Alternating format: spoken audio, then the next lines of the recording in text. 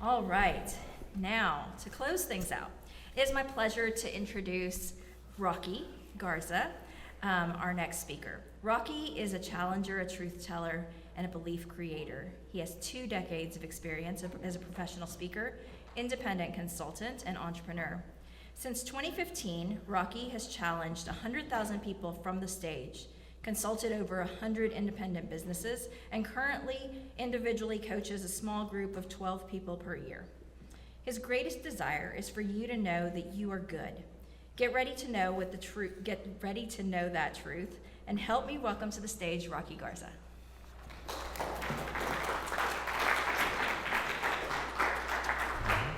That's perfect. That's perfect. Thank you.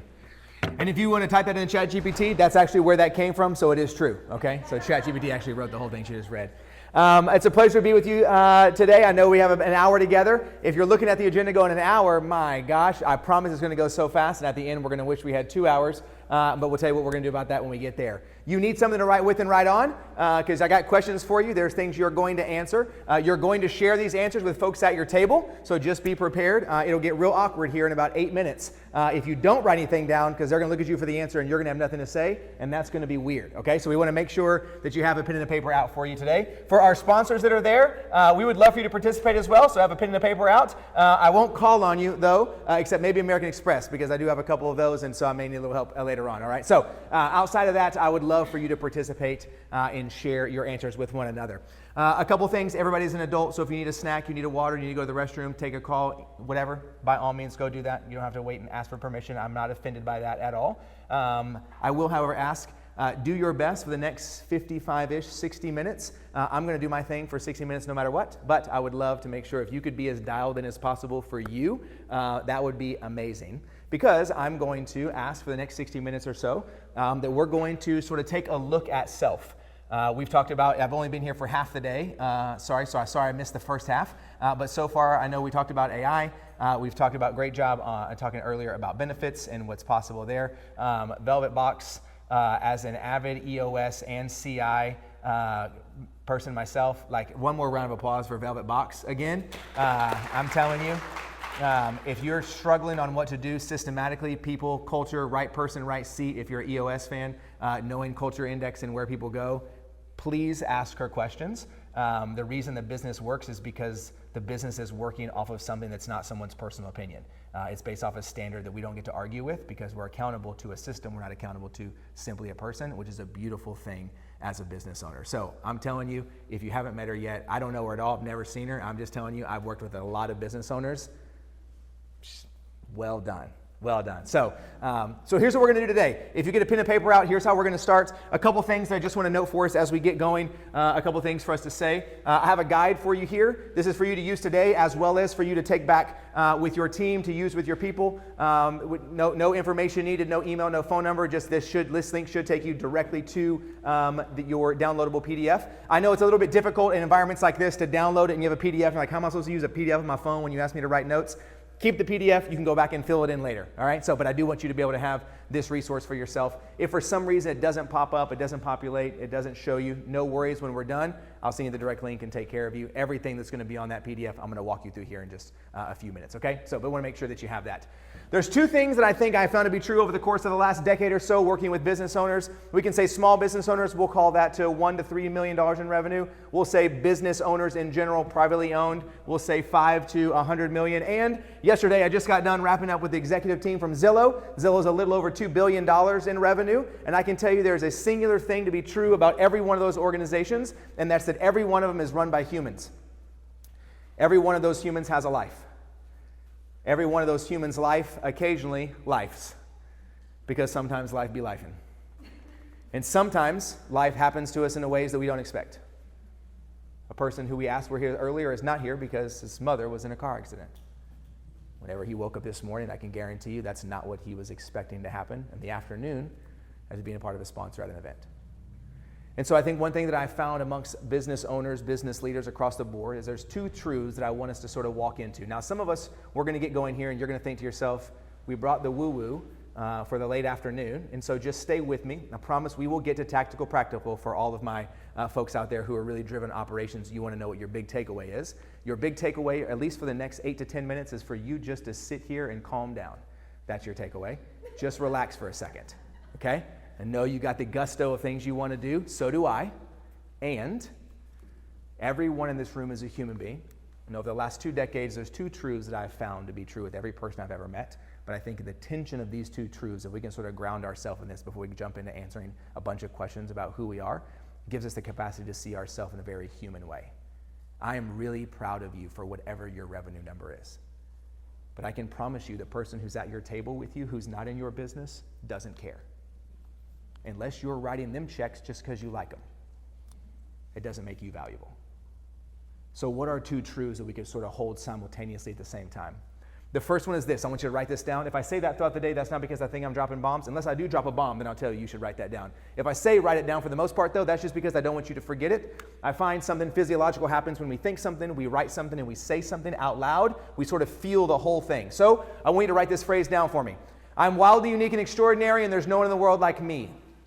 If you will, write that down for me. Type it if you're a digital note taker, whatever you need to do. I'm wildly unique and extraordinary, and there's no one in the world like me. Now, for those of you that are currently rolling your eyes, either physically because I just saw you, or you're rolling them in your head, this statement is absolutely for you, okay? That's the reason I'm writing it down, is because you're the one being like, get out of here with this bullshit, okay? Oh, we're wildly unique and extraordinary. The reason that the lady that was at Velvet Box that had Smurf hair and now is challenging her fiance, potentially soon-to-be husband, that he better level up if he wants to stay with it, is because over the course of the tenure of her employment at Velvet Box, she's had a realization that there is, in fact, no one in the world like her, and if she's going to build a life she deeply believes in, she better find somebody that can match her energy. It's because the statement is true. Now, the reason I say that we're wildly unique and extraordinary, there's no one in the world like us, is because I believe firmly, I don't care if you're 22 or you're 42, I look around, I don't think anybody here is older than 42, and so no matter what your age is, okay, no matter what your age is, there isn't anyone in the world like you. Identical twins shouldn't be called identical. They should be called similar twins. They're not identical. For those of you that want to get really nerdy with me and you're like, yes, but their chromosomes are actually the way their DNA is twisted is different. So come at me, okay? I'm telling you they're not the same, all right? And the reason I say that is because it's impossible. I'm going to show you today, just based on one exercise we're going to do here in about 25 minutes, there's a 1 in 234 million chance anybody picks the same 5 words as you and puts them in the same order, much less your definition. We have a thorough process called identity mapping. We're going to do about 18% of it during our time today because I did ask Cheryl for 3 hours and she told me no. So instead, what we're going to do in this shorter time process is that we're going to look at a piece of this and I'm just going to show you that there's no one in the world like you. It's impossible. I think oftentimes as business owners, we get lost in the monotony of the day-to-day that is needed and we lose the sight of the person that actually started this thing to begin with. I've never met a business owner that said, you know, I started a business, why? Because I love the chaos so much. Just love phone calls on the weekends. It's actually my favorite. Never heard that. And for some reason, I, like you, just keep choosing to do it. So I've also found, though, that this statement doesn't do very well on its own. It doesn't make it any less true, but it doesn't do very good by itself. I spent a large portion of my life believing that I'm wild, unique, and extraordinary, and there's no one in the world like me, and that was kind of the only thing that I believed. My parents got divorced when I was young, when I was 2. Never lived with my dad growing up. My mom's been married and divorced 5 times. I went to 13 schools before I graduated high school, most of those pre-7th grade. I don't tell you that as a sad. I'm not sad, I'm 42, but a lot of therapy, okay? Feeling good today, all right? But I tell you that because I learned really quick. I didn't realize the term first day of school was a time of year. I thought the first day of school always meant it was the first day at a school. Because for the first 7 years of school for me, it was always the first day at a school. And so I found very quickly that if I could outthink you and outtalk you and outschmooze you and outwit you, I had to find a way to use words to prove to you that I was wildly unique and extraordinary and there was no one in the world like me, because I had 2 days to make a best friend to get to the sleepover on Friday after the first week of school, because if I didn't, I would never be invited because you have been to school with the same people for the last 5, 6, 7, 8 years. And so I had 5 days. Now, was I conscious at 9 years old to be like, all right, boy, you got 5 days, let's get after it, okay? 4th grade is really going to hit us this year. No, I wasn't that conscious of it. But I did learn as a mechanism to survive that if I could prove to you that I was unique, then and maybe only then would I have value, because I'd been trying to prove my uniqueness my whole life, but everybody left. My dad left. My mom kept leaving. Husbands kept leaving. And schools kept leaving. And friends kept leaving. And again, I don't tell you that to be sad. You don't have to be sad for me. I'm fine, okay?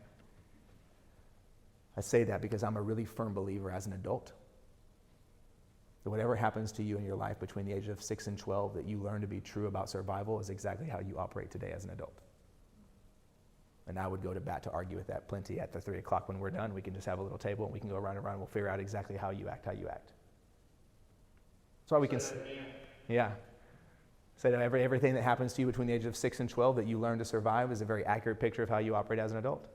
That's why we can say things like, oh, you're a middle child, huh? And we're like, no, I'm not. How did you know? But also like, you still love me, right? Okay, good, just making sure.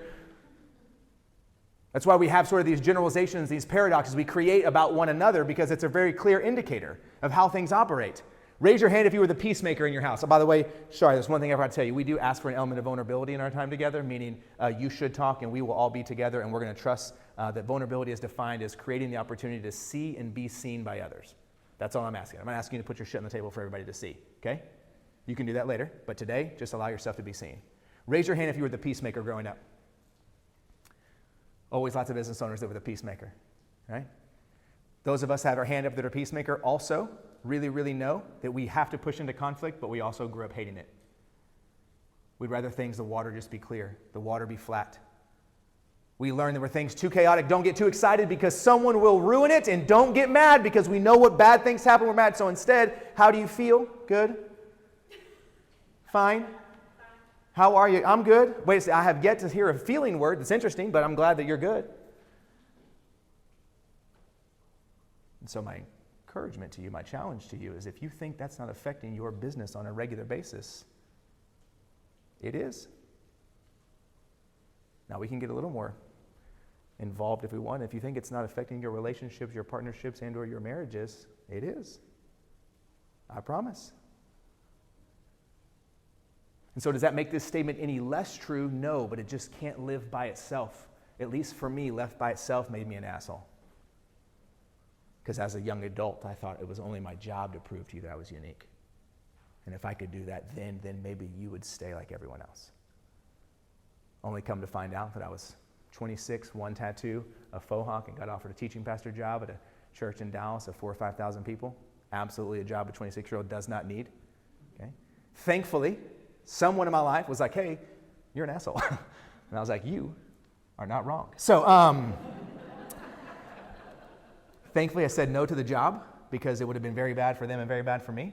But it led me on this path of self-discovery to go, there's got to be something different. So, the second statement I want you to write down is this. I am 100% regular. I am 100% regular, meaning that I am equally valuable to everyone around me. Also, I know I have a microphone on, but this is just a level I talk it all the time. So, we got a good 40 minutes together, okay? I'm 100% regular, meaning I'm equally valuable to everyone around me. Now, what do you mean by that, Rocky? Because you just said I was wild, unique, extraordinary, and there's no one in the world like me, and now you're telling me that I'm just a regular Joe. No, I didn't say that you were just regular as in you don't have value. I said you are regular in the fact that your value is equitable to every other human being at your table. Right? To make it a little bit awkward for us, just look around real quick. Make eye contact with somebody in this room. Make eye contact. I know it's weird, but it feels good, all right? Just look at somebody right in their eye, right? Surely, all right, now let's go to your company. Think about that one. Well, not here, not these businesses, but think about a business you could imagine where they have conflict in their companies, okay? So in those businesses, surely the reason we don't have conflict with someone, my guy named Sam, he's a guest for us today. Sam, glad you're here. Surely the reason Sam doesn't have conflict is because every time he sees that one person, he thinks, you know what the problem is? I'm just better than you, you know? That's really the reason we have a breakdown. Now, I say it out loud and it sounds crazy. None of us would say necessarily out loud, that's exactly why I don't like them, we have conflict, is because I'm better than them. Some of your actions prove otherwise, though. And some of our actions tend to prove otherwise because we don't have a clear language for actually what makes us unique. So we spend a lot of our energy, internally and externally, professionally and personally, playing the comparative game about why they have the thing that I really want, which makes me less valuable, or why they have the thing that I want, but they probably got it in a bad way anyway, so I don't even want it anymore because they probably got it by doing something they should have been doing anyway. It doesn't make this statement any less true. But there's this really beautiful tension I find that exists if we can allow these two truths to be at the same time. That I'm wildly unique and extraordinary, there's no one in the world like me. I believe wholeheartedly, sit down with any of you, there is no one like you. And that doesn't make you more or less valuable than any other person. It creates the opportunity for us to say that there is an equitable value amongst every person, regardless of your professional title. I can guarantee you that the owner of Velvet Box doesn't believe that she is more valuable than the first retail person they just hired and onboarded in the last 30 days. Is there a difference? Yeah, because you're wildly unique and extraordinary. There's no one in the world like you. And is there an equality? Yes. I present this not just as a means for us to sort of create this paradox to allow two truths to be true at the same time that historically we've been told don't belong together. Mostly it's just to give you two truths to sit in for the next 45 minutes or so as you do a little self-exploration. Don't take me down the path and try to prove everybody at your table why you're so awesome. We like you already. You're awesome. And some of us, I want to make sure that we don't find ourselves on the other side going, yeah, but maybe I'm just not quite as good as anybody else. If we really want to get open and maybe create a little change in ourselves, anybody willing to show of hands? How many of you at times being the key, not always, because nothing is always and never, okay? Don't say those words, that's not true, right? How many of you at times can tend to believe that maybe you're just slightly less valuable than those around you? Show of hands. Because you're a human. And look what just happened. No one ran away. No one saw you put your hand up and went, oh, okay, let me go to the other table. Weird table here, right? How many of you, this is me, so I'll go first. How many of you sometimes operate out of the place where we feel the need to prove our value, and sometimes it may come across a little like, I know I'm wild, unique, and extraordinary, so deal with it. Amazing how it's the same people. So, okay, see what we did there? See, I wasn't wrong. And so I started with our ability to hold these two truths because I think something magical here. Over the last decade, I've had the opportunity to speak to hundreds of thousands of people and coach businesses, and all the way from things like I mentioned, companies like Zillow that are multi-billion-dollar companies, to businesses just like yours, any space between the $1 and $10 million revenue. I love the fact that I sort of get to see both of those spaces. And I love the fact that I get to see both of those spaces because they're all the same. They're all the same, that I get the wild privilege of spending every day of my life both for myself, most importantly, and for any client that I work with to help you find the intersection of a deeply meaningful life and a wildly successful career. Some of us currently, though, feel this level of dissatisfaction because you've tried to build your house at someone else's intersection, because you didn't stop long enough to define it for you. So today, I would love to guide us a little bit into the journey of discovering what is the intersection of a deeply meaningful life and a wildly successful career for you. I spent a large portion of my life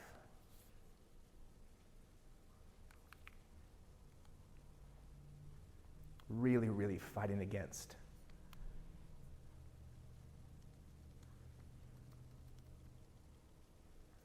the fear that I couldn't have a great business because if I did, it was going to jeopardize my marriage and my family.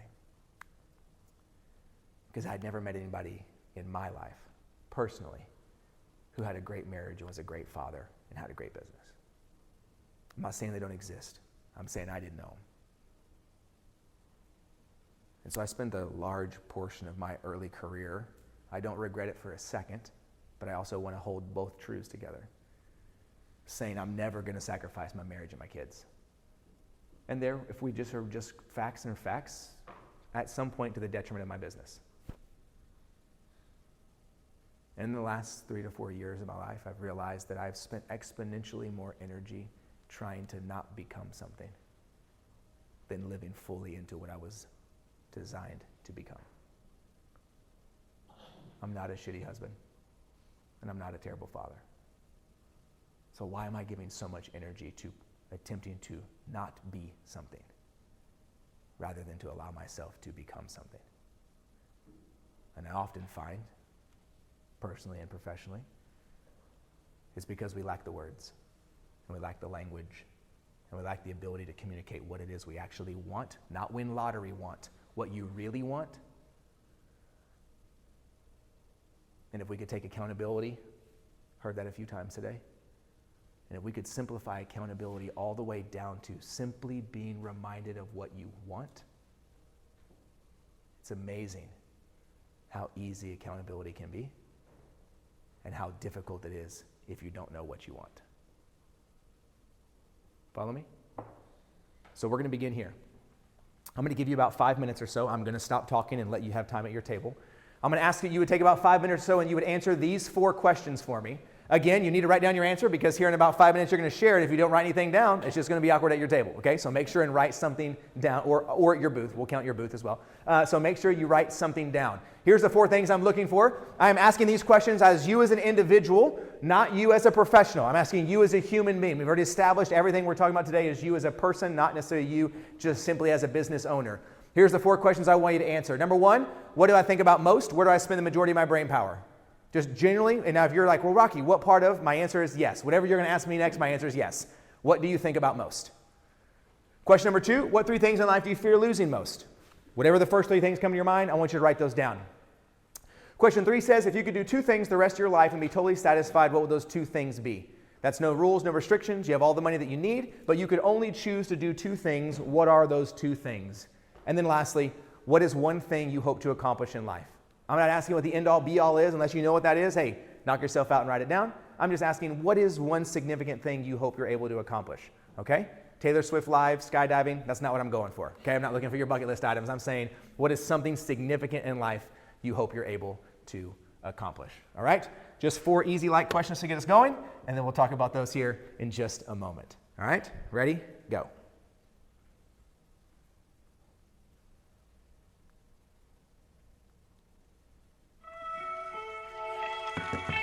Got to get the mood right for you, you know what I'm saying? You got to go to your mind palace, so get in there.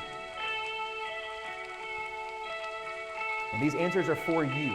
They're not for me, they're not for anybody else at your table, they're for you. You've been given the opportunity to have 50 minutes uninterrupted, doing nothing but assessing who you were, what that means, and why that matters. Take advantage of your 50 minutes. If you get to any one of these questions and you find yourself that your genuine response is, I don't know, please write down, I don't know. I don't know is the very first step to clarity. Now, don't write down I don't know on all 4, that's cheating, okay? So make sure you have an answer. But if there is one, make sure and write that down.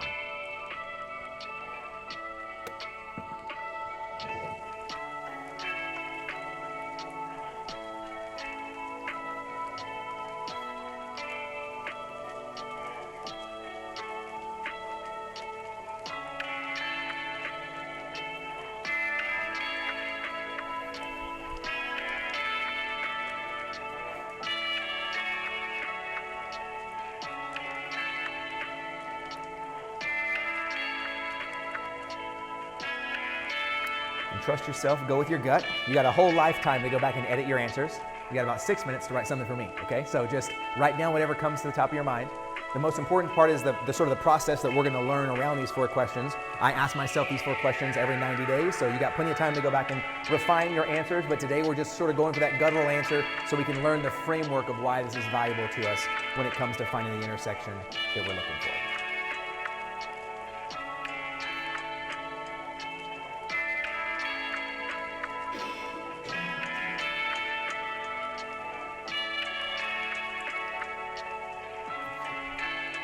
And as a general rule of thumb, because it's fun for me, after you have all 4 of your questions answered, if you'll just make eye contact with me sort of as I scan the room, that's how I know that you're done so far.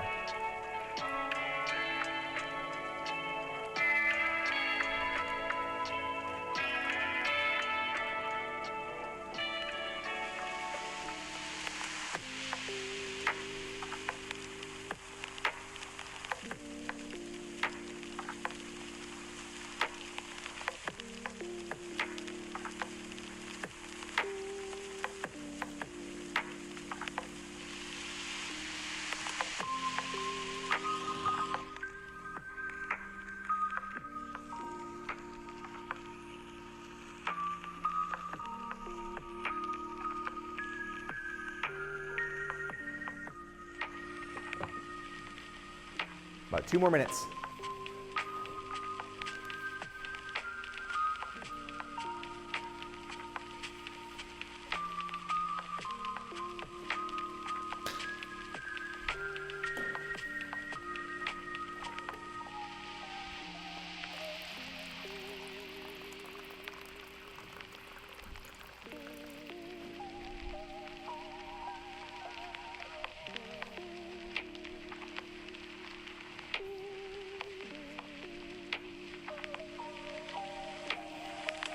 Raise your hand if you're not done. 1 minute.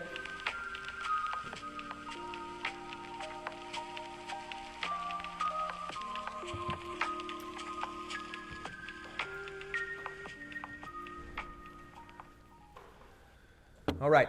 So here's what we're going to do. We're going to start off with question number 1. At your table or your booth or wherever you are sitting, we're going to go around. You're going to say, "Hi, my name is." That's it's a very clear instruction. Whenever you talk today during our time, every time you get ready to share something, I want you to start by saying, "Hi, my name is," and then say your name. I know it sounds a little weird and cheesy. Just trust me, okay? Just do it. Part of it is we're creating this sort of identifying factor with whatever we're about to say. The most tangible thing you have, that's the most identifying thing about you, is most likely your name. And so I want you to get practice by going, "Hi, my name is," and then say what you're going to say, because we're just playing a little mental game with ourselves to create this association of self with whatever comes out next. Okay? So we're going to say, "Hi, my name is. What I tend to think about most is," and then you're going to share your answer. All right? After you share your answer, someone at your table is going to nod in affirmation and go, "Oh, God, okay, all right, good." And then someone's going to go, "Tell me about that." And then you can just say whatever you want to say after that. Okay? We're not going to say, "Why?" Okay, don't say that. That's not a good word, right? "Tell me about that," though. It's a little free nugget for you here. "Tell me about that" is my favorite question in the world. It's not a question at all. Right? "Tell me about that." "Well, what do you mean?" "Yes." "No, what do you mean?" "Well, I guess what I meant was," "Oh, there we did it. Okay, so everyone's going to share once. Everyone gets one "Tell me about that." Take it where you want to take it, and then we'll go to the next person. Sound good? All right, you're just going to go around. I will absolutely be eavesdropping and listening to your conversations. All right, here we go. Ready, go.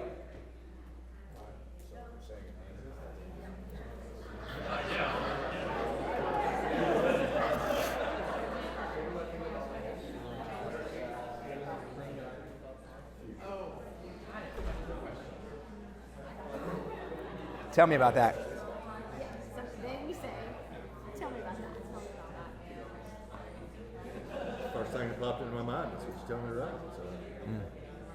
What about the future? Goals, plans, do I have enough? Do I not have enough? What? Yeah, all that. All those things? Yeah. Great. Hi, Kelly. My kids and how I'm doing as a parent.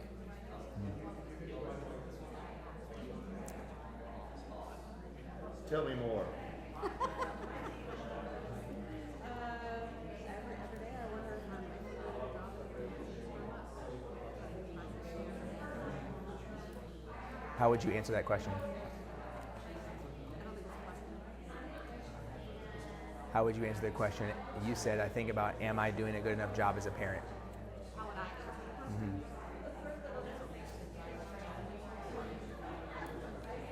I would ask them questions. Do I show up? I show up. Actually, I don't know. Okay. But I still doubt. What do you doubt? That's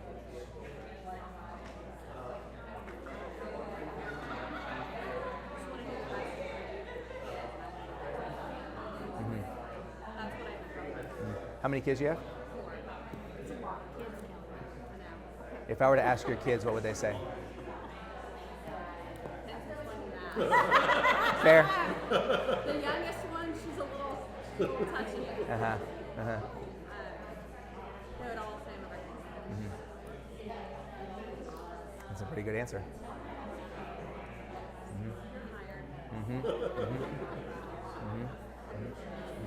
Great.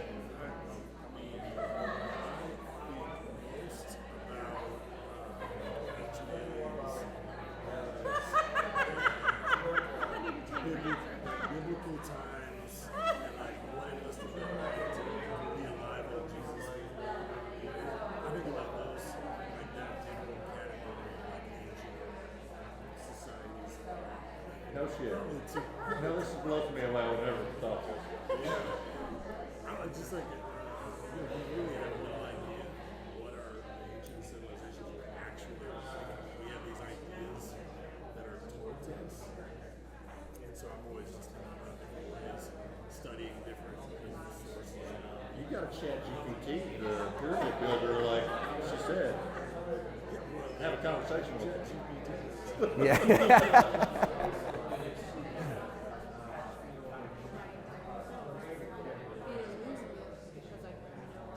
And remember, we're just answering question number one. Number one only. Number one only for my overachievers. I know you are.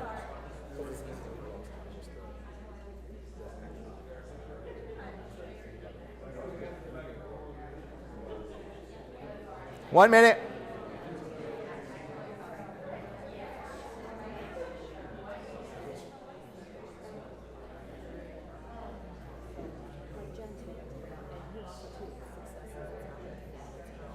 This is a newer job for me, or not a new role for me. I've never been a sales sign, now I'm a sales sign. And so now it's like, where do I find the niche? How do I find the success? For myself, not have kids, so it's like, who would take care of me as I continue to, further down the path of, becoming, retired and things of that nature. So, and then also helping people to grow. That's really been my for the past probably since I yeah, 28 years at this company, corporate America. Yeah, so those are some things.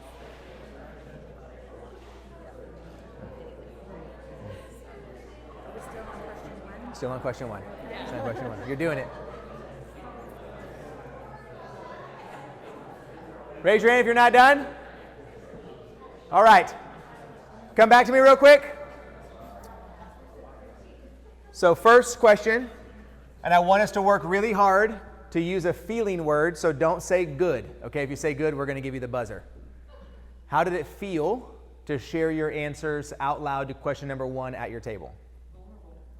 Vulnerable, great. Refreshing. Tell me about that. To have the space to articulate your thoughts and even to be able to go back and forth with their thoughts, and opens up this almost like an immediate community of, hey, let's just talk about two things that we never knew about and then also find a connection with it. Love that. Love that. What else?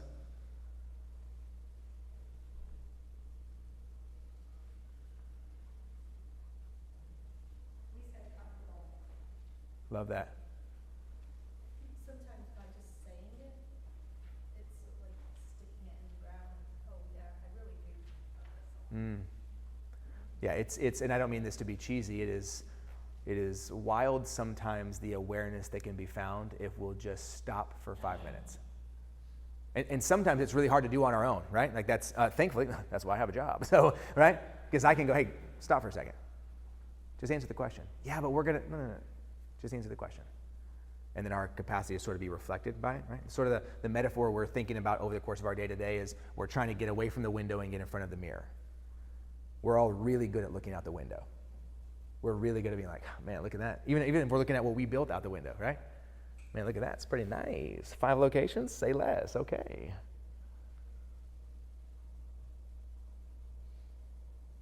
My son wants me to look in the mirror, though. My son is an incredible mirror, though. It's amazing what I can find when I get in front of the mirror. And not with the intent to even discover anything negative, just simply to see what is. My hope today is that we create what we refer to as space. Space is a momentary pause to assess what is. Not good, not bad, not positive, not negative, just what is. You can turn it value, you can put a value on it later. I'm not here to tell you it's good or bad or right or wrong. But what's true? What else? What else did you experience sharing it out loud? Joy. Love that. Actually enjoying what other people share. Don't. What else? I would say mine is almost fearful. You're not wrong, and you are a human. Yeah. I love the question, what do you think about most? Both personally and professionally, staff, team, leadership team. I love the question, what do you think about most? And then I love it with about 2 or 3, tell me about that's afterward. It's amazing what it is that we can find and discover. And then we're going to go through, the reason we ask these 4 questions is we're going to go through and teach you a process called the upside down. But I'm going to sort of show you what that's like really quickly. So is there a volunteer who will share, what do you think about most? Whatever you wrote down. Anybody feeling frisky? Really just want to be put on blast in front of everybody? Anyone? Let's go, my guy. Shout out to Justin. He's a guest and he's going. Come on now. Come on now. Okay. Somebody get this guy a badge, okay? So. Securing my future and paying my bills, figuring out how to get my business going. Tell me about that. I have spent the majority of my life trying to make it, trying to prove to others what my value was. It took me a long time to understand that I have value in and of myself. And through that, I've determined to help other people do that. But the know-how, the structure, the process of it has been challenging. And when you're coming up and kind of like doing it on your own, it becomes its own struggle. So then it's this and do a 9 to 5 to pay a bill. And then specifically where I am now in life, this is all I do. And so now it's like, if you don't get up and you don't work, you don't eat. If you don't eat, my guy, what are you going to do? So it's how much of a dream do you chase versus, man, I just got to do something to make sure these lights stay on, type of situation. Tell me about that. Which part? The part that feels most important. That will kind of go into my number 2, but What do you need? what do I need? Connection. Okay, so pause real quick. Okay. So we're gonna go into the upside down. I said, what do you think about most? From the jump. He said, the very, very beginning. Securing my future. Pause right there. Good answer. You're right. Right? Well done. All right. Securing my future. All right. Well done. He did it. All right, buddy. Who's next? We move on. So we're learning 2 things. We're going to learn about him. We're going to learn the upside down, and we're going to learn what most of us do in conversations, and we're going to teach ourselves a new way. Now, did I have to spend a very, very long time talking to him? No. It took, 96 seconds? Not even 2 minutes? A question, what do you think about? 2 good, tell me about that. Now let's go to the upside down really quick. What you said first is true, right? Securing my future. But is it the truest thing that he told us? No. So I'm going to tell you everything that he said as best as I can remember, but we're going to do it in the opposite order. What do you think about most, Justin? Connection. Not being isolated, not being alone, and figuring out how I'm supposed to do this thing because I'm tired of doing it by myself. I make decisions daily. Do I choose to eat? Do I choose lights? Or do I choose to grow a business? And it's exhausting because I believe I've come to an understanding to know who I am, but I struggle to put that in words and have other people see the value in that to know how to grow my business. I have hope and desire, but I lack the know-how, and I'm unsure what to do next. And so it causes me to sit and think about how I'm going to secure my future and get this business off the ground because I'm tired of doing it by myself. Is that fair? 100%. What he told us wasn't not true. What we heard back was exponentially more clarifying. I mean, I put a few words in his mouth, but we get the point. And so we call that the upside down. We are very natural creatures. We say the most basic thing. Anytime we get asked a question, all of us say the basic thing because it's safe. What do you think about most? The future. I don't know what that means. Me too, I think about the future too. Like, can I drive home and will there be traffic? That's not what I'm thinking about the most. Right? But if we can answer it and be honest and answer it, and then be honest and answer it, get crazy, get 4, tell me about that, so you might win an award, right? We'll get you a gold card, American Express. 5, tell me about that, you get a platinum. So we get to the bottom, and then we take it and we flip it and we go to the upside down and we read it back to ourselves the other way. It's immensely clarifying what we see. As I'm going to show you in these 4 questions, we're going to do the same thing with these questions here in a minute. And some of us are going to be like, dang, I didn't realize my brain actually did that. But I want us to be able to have something practical for my operational takeaways. What do I do with this? Start asking every question with 3, tell me about that. Take it, turn it around, and read in the opposite order, and you'll actually see what someone was trying to tell you from the beginning. But it requires for you to pay attention, it requires for you to care, and it requires for you to ask, tell me about that 3 times and not get exhausted because you want to fill in the gaps with the answer they gave you because you think you already know the answer to something on a question you haven't asked yet. That applies both personally and professionally, by the way. Trust me, you can ask my wife and my children. I got into the car yesterday, picked my kids up from the bus.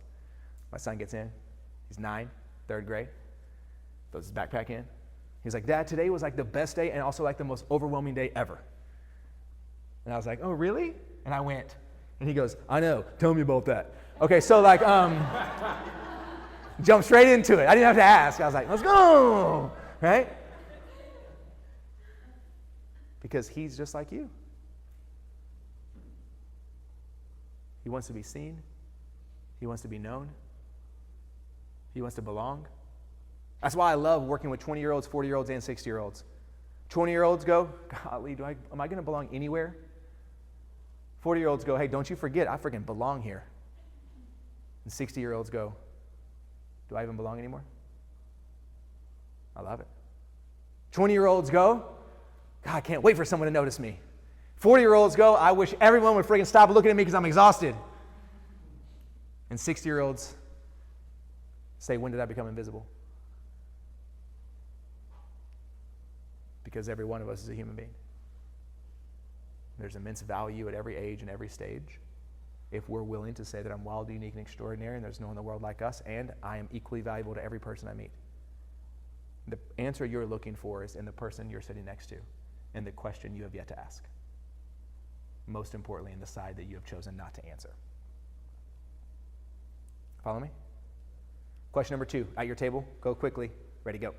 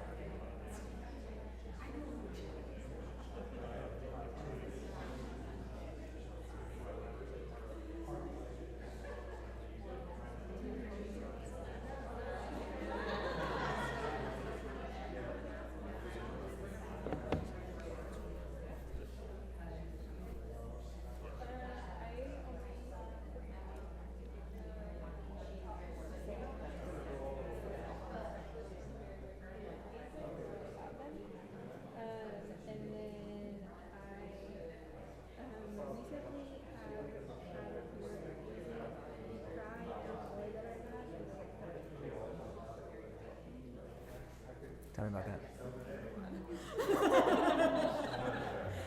Hey, but so 2 things, because we're going to talk, it's fun to talk about someone while they're watching you talk about them, so it's more fun for me. So, like, even though her response was like, oh, shit, like, she was absolutely baiting us and hoping that someone would ask in the way that she talked, because she gave her first answer, gave it, and the last one, she gave it on like, oh my gosh, I can't believe I'm about to say this out loud, and I really hope someone asks me about this because I really want to talk about it, and I don't even know what I think I want to say yet, but I know I do want to say something, and if I don't say something now, I'm never going to say something, so I'm going to say it slowly so that people are really, like, trying to hear what you follow me? Even if it's conscious or not, because that's how human beings work, right? So go ahead, tell us about that.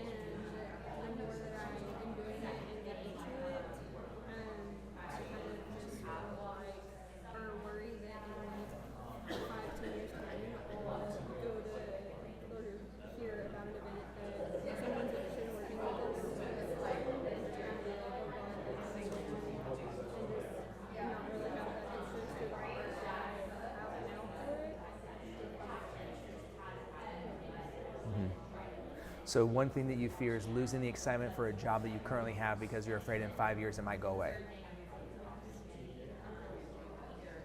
Do you like your job now? Are you excited about it now? Yes, but I mean, it's a job, so you can say like yes, and it's work, right? Like, I mean, I love this, but also, would I rather be playing pickleball? Probably, but like this is also fun too, right? Like they can go hand in hand. Okay. What are you actually afraid of?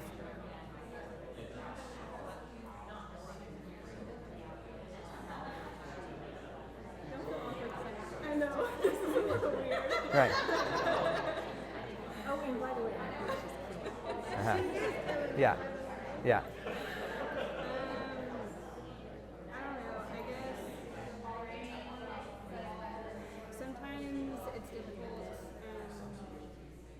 The people in work environments sometimes make it difficult. Sure.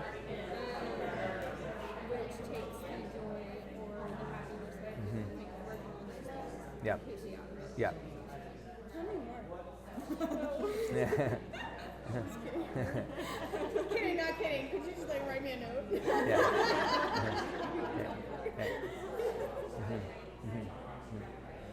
If you don't say anything, no one will ever know. If you want it to be different, say something. If it's not happening, but you can foresee that it could be happening, then create the change so that it doesn't. There's plenty of event companies out there that exist that people don't burn out. Because staff stood up and said, hey, I don't want to be burned out because I like my job. What can we do? What else can we do? There's plenty of solutions. There are no solutions if we hide our problems. Right? We would say vulnerability is not the exposure of weakness, it's our greatest opportunity for growth. If the organization needs to change, you could be the catalyst to that. It's not your responsibility, but you could be accountable to it. But you are responsible for your life. So don't let the job dictate your life and then come back and tell me that it was the job's fault. I'm not telling you you have to solve the problem. I would communicate about it, or I would at least address something that you foresee coming down the road so that it doesn't become a problem. But to say that I am fearful of something I think might happen in 5 years tells me that you're not actually afraid of that thing. You're afraid of a thing that you see that's 2 months in front of you and it hasn't been addressed, and you would feel a lot better if somebody knew.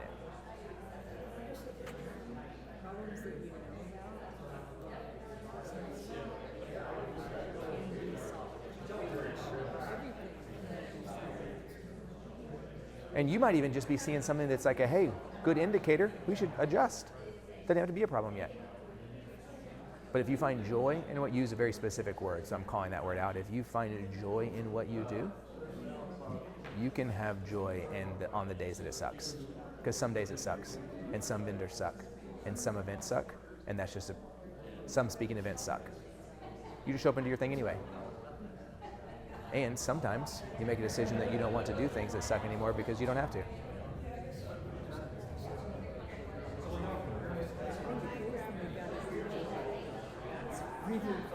Yeah. Yeah. Yeah. Hey, but listen, if you don't want it to suck, can we have a moment? If you don't want it to suck, stop hiding. It's going to suck as long as you do this. Everything somebody says that's good, it's going to suck because you're going to pretend that it's not that big of a deal. No, it's a really big deal. It needs to be a big deal. If you're raising the level of excellence, it needs to be a big deal so it can become the standard for all of us. Otherwise, I promise you in 24 months you'll leave because no one will have met the standard that you have pre-qualified and said this is who we are now because you continue to hide. Make sense? Okay. All right, come back to me real quick. Come back to me real quick. How did it feel to share answer number 2? Comfortable? Who said that? Great. That's also okay. Felt like that. Great. I'll take that. Frightening. No pun intended. What else? Insightful. Okay.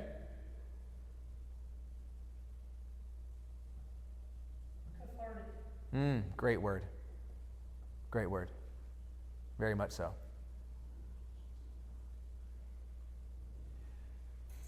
What else?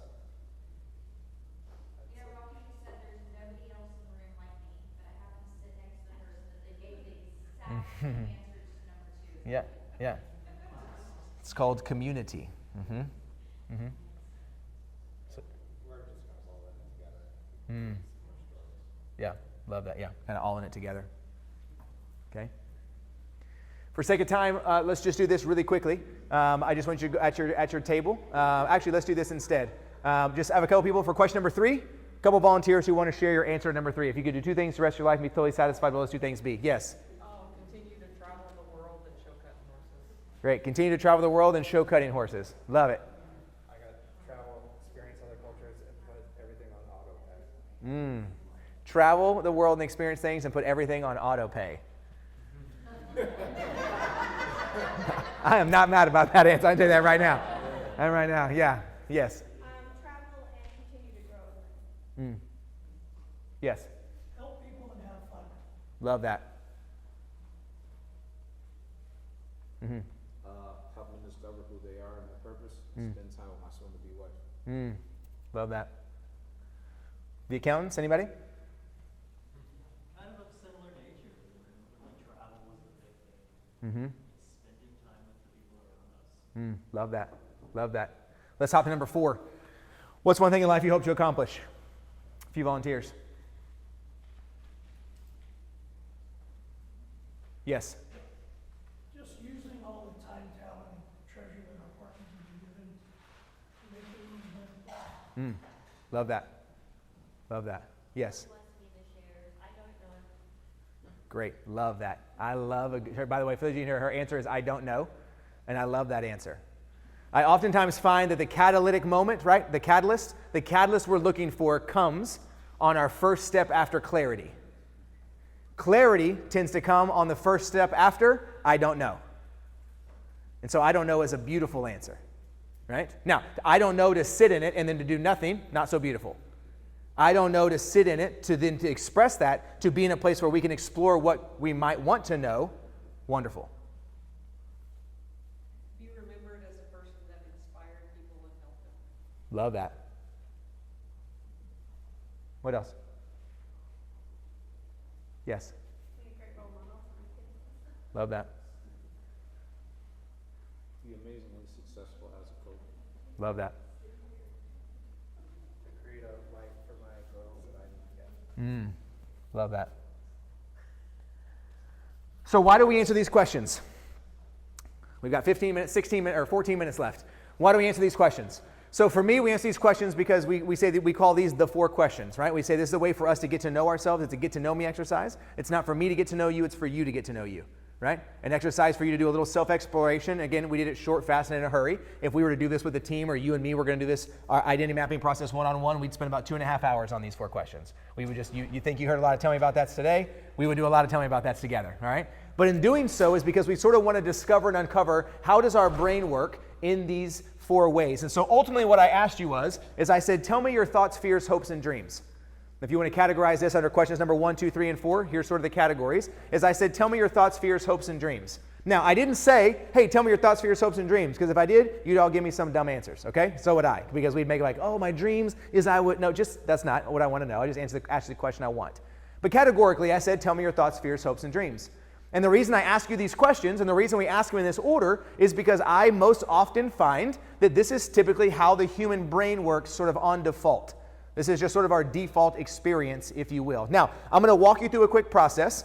It's not going to be 100% for every person, right? So if you look at yours and you're like, hey, this guy's full of crap, don't get mad. All right, come find me afterward. I'll help walk you through it. Some of us are going to hear this process, and you're going to be like, dang, that's true, right? And others of us, you're going to be like, I'm not quite sure how traveling does affect this in a positive way, but we'll cover that in just a second. So here's what I want you to do. Look down at your answers just for a second. Don't look at me. Look down at your notes. Oftentimes, here's what I find. Whatever you wrote down in number 1 is almost always directly related to what you fear losing in number 2. What you fear losing in number 2 is preventing you from doing number 3. And if you don't do more of number 3, you may never accomplish number 4. Let me tell you that one more time. Whatever you wrote down in number 1 is almost always directly related to what you fear losing in number 2. What you fear losing in number 2, by the way, side note, almost all of that is out of your control, by the way. Just thought I'd add a simple note. Typically, what you fear number 2 is preventing you from doing number 3. And if you don't do more of number 3, you may never accomplish number 4. Now, some of us may be thinking, right? Some of us, I can tell by your faces, you're like, dang, my God read my mail before we got here, okay? And others of us are like, okay, I see it, but also you're telling me tequila and traveling will in fact leave a great legacy? Because I'm struggling on that one, okay? All right? And here's why it still works. Some of us wrote something down in number 3 that is very tactical and practical. Something that you need to be spending your time doing. Others of us came up with an activity that represents the idea of freedom that we hope we're able to accomplish in our life.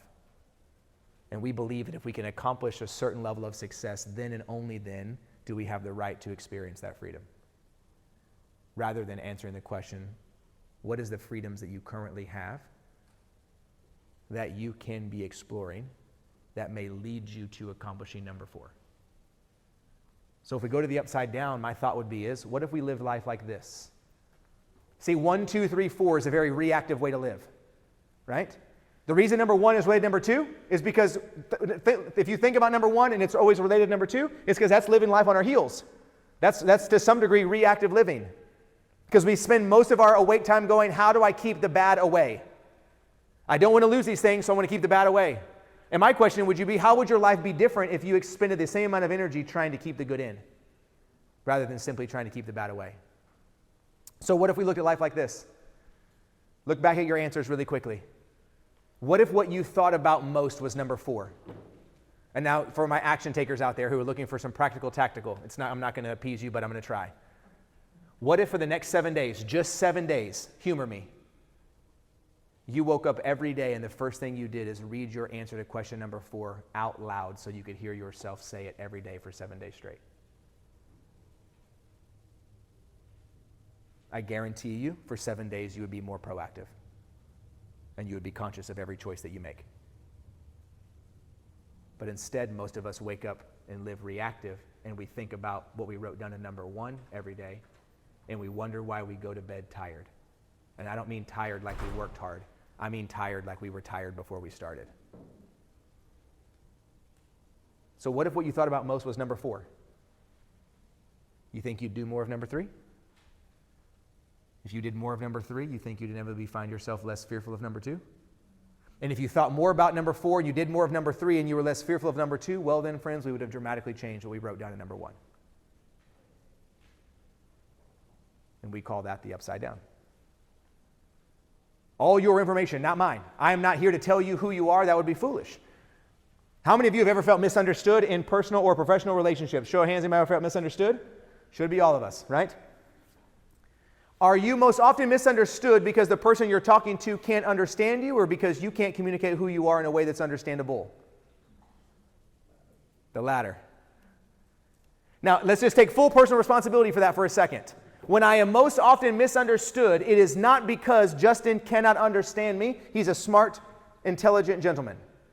He typically cannot understand me because I cannot communicate who I am in a way that's understandable. Inside your business, let's go professional just for a second. Yes, I'm going to keep coming back to it, but it's because of the presentation I saw. But let's go back to Velvet Box, for example. They have mission, vision, values, 3 uniques, core common purpose, cause or passion. It makes sense. We have something we can all look at. We're all speaking the same language. You have to go 14 days to learn how we talk. So when we talk, you can understand us. Because on day 1, you don't understand us because you don't speak how we speak. So I got to train you to know how we talk because this is the language we use here.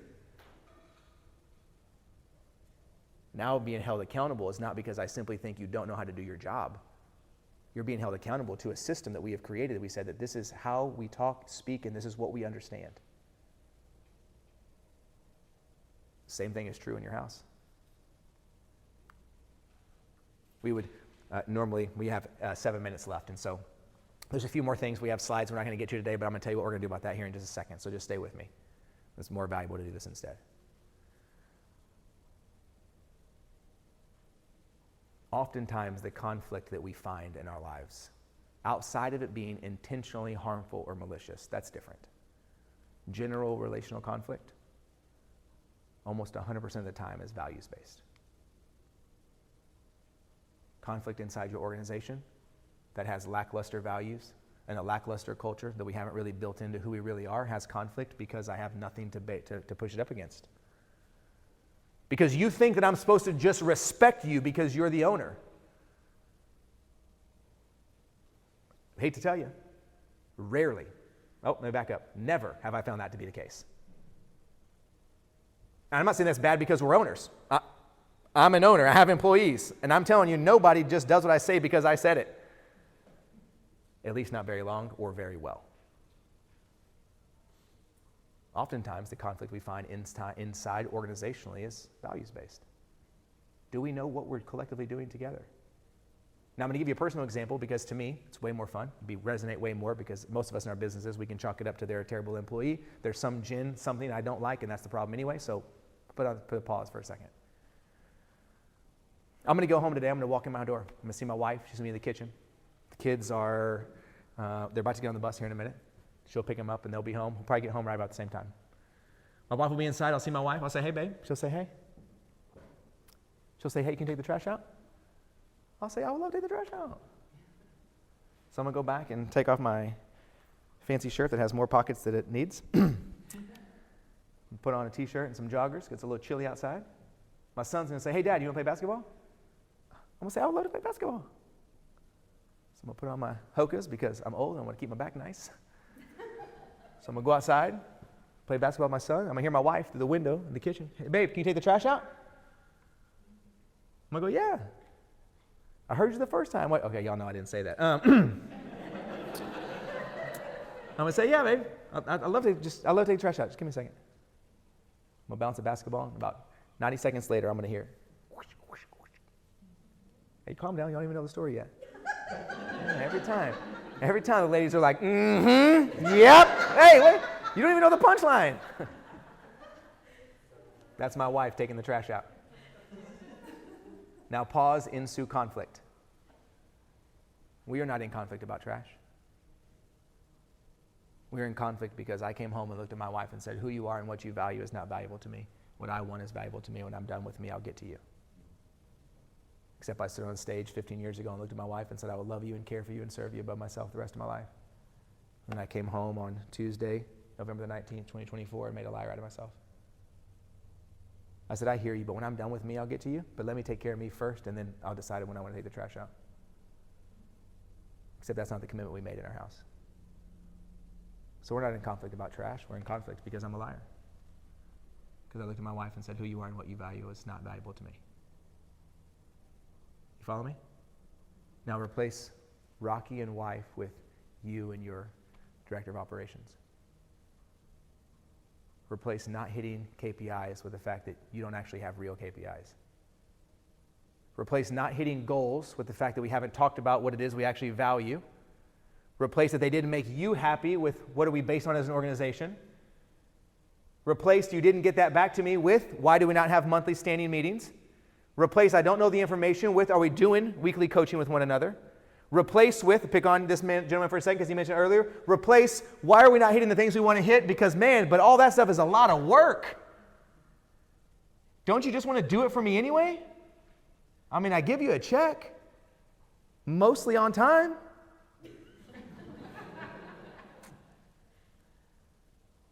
But our capacity to say, how do we build a language that helps us discover and uncover who we are? We would say early on, we were here set out to help you rediscover you. We only have 60 minutes, and you've been alive a long time, so I don't know how much of rediscovering you could expect me to help you get to in 60 minutes, but the goal for today is that we have the ability to sort of sit back and pause just for a minute. Look back at your answers. What are you doing daily? Not goals. Don't talk to me about outcomes. Talk to me about daily behavior. What daily behavior are you doing that is driving you to number 4? Can you tell me right now the top 5 daily behaviors you participate in that drive you to number 4 being the outcome at the end of your life? And if the answer is no, why? Tell me about that. What is stopping you? If number 3 is actually what you want to be doing, but you're not doing it, either you're full of shit and you don't actually want to do that, or you think there is something else that you should be doing instead. I realize I just met you and don't know you at all. So take what I'm saying with a grain of salt. Use it as a mirror, not a window. I'm not looking in the window of your life to tell you you're wrong. I'm holding up a mirror to ask you to ask yourself, is it right or is it wrong? I don't know. But I know I don't want to spend another decade not taking advantage of the opportunity to hold up a mirror and ask you the question.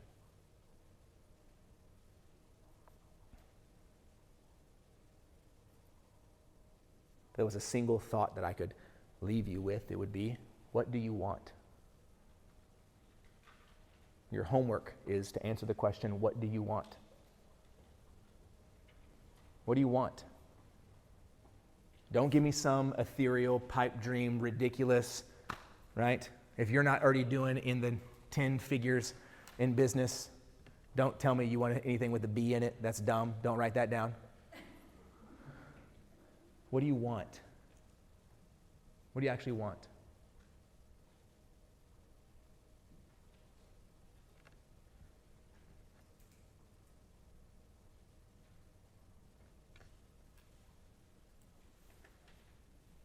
It took me a long time to realize that I wanted to be a great father because I love my son, not because I wanted to prove to my father that I wasn't like him.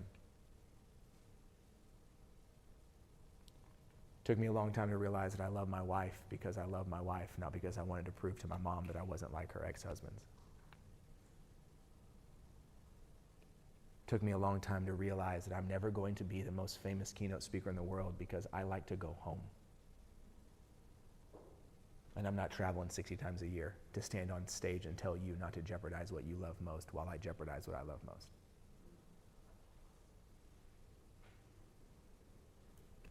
Does that mean that there are days that I don't wish that I could be Tony Robbins? No, I do. I watch this documentary on Netflix probably once a month.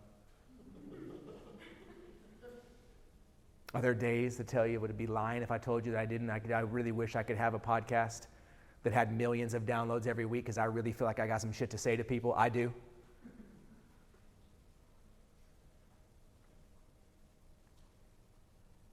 And I love going home.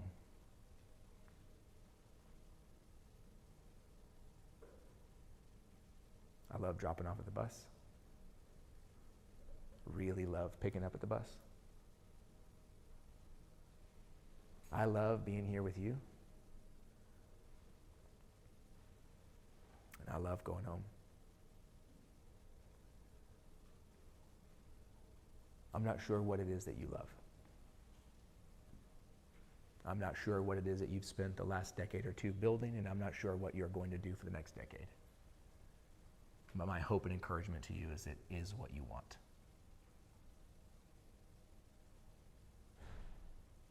I've never met an individual that didn't know who they were. I've only met individuals who just lacked the language to communicate in a way that was understandable. I think you know everything you need to know. I think we just got to come out of the pit of isolation into the place of community, just like you're doing here. And find somebody to help give you the words.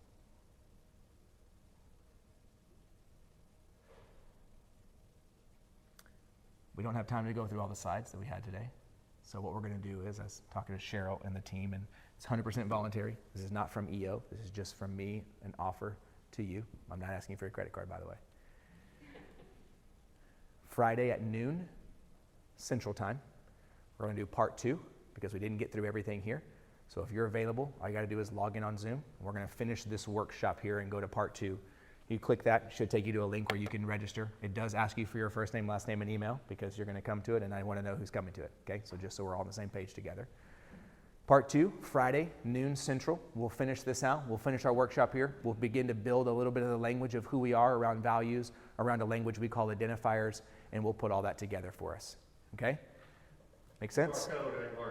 I got you. Give me just a second. Don't leave here, and we'll change the code that's up here, and we'll get you a new one, all right? Anybody, it did work?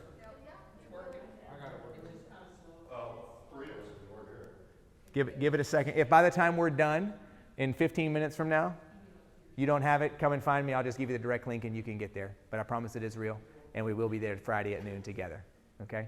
I so appreciate you. I am honored with the opportunity, especially in my backyard, about somebody who's been in DFW for a long time. I appreciate what you're doing. I appreciate the business you have, the people you impact. The lives on a daily basis, that I know what it's like to take a risk on behalf of somebody else to give them the opportunity to build a life that they want. I hope in that you don't lose sight of the life that you want as well. It's been a pleasure to be with you. I really appreciate you. Thank you guys so much.